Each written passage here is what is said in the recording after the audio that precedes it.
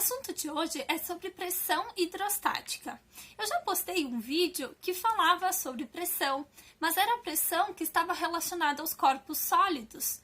E quando a gente fala de pressão hidrostática, a gente está falando de pressão relacionada aos fluidos.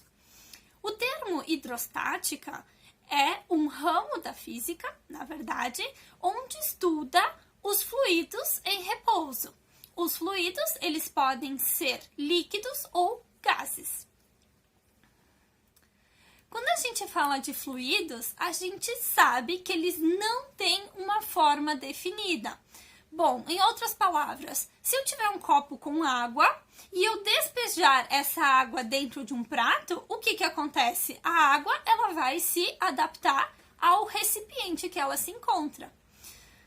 Bom, e voltando então para a pressão hidrostática. Quando a gente fala da pressão hidrostática, a gente está calculando a pressão específica nos líquidos. O que a gente sabe sobre isso?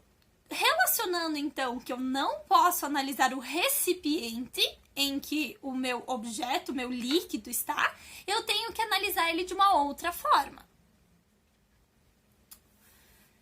Bom, então para calcular a pressão hidrostática, eu utilizo a seguinte fórmula, no qual é a pressão igual à densidade do líquido que eu estou trabalhando, vezes a aceleração da gravidade, vezes a altura de líquido.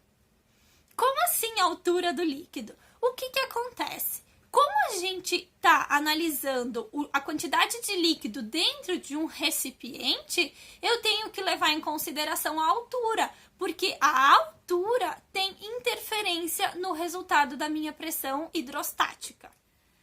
Para entender um pouquinho melhor, vamos observar através dessa atividade experimental. Realizei 2 furos em uma garrafa PET e tapei os furos com fita adesiva. Eu enchi a garrafa com água e coloquei, na verdade, aquele corante azul apenas para visualizar melhor. Retirei a fita adesiva e observem que a água ela começa a sair pelos furinhos.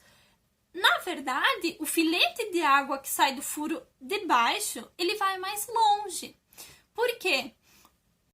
Como no fundo tem mais pressão, o filete de água ele é lançado com mais força em relação ao furo de cima.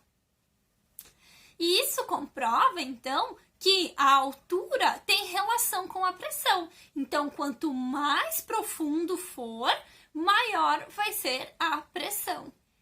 Concluindo, então, em diferentes pontos de um mesmo líquido, a pressão hidrostática ela pode mudar. Quanto mais profundo eu estiver, maior vai ser o valor da minha pressão. Espero que vocês tenham entendido o conteúdo de hoje e até uma próxima!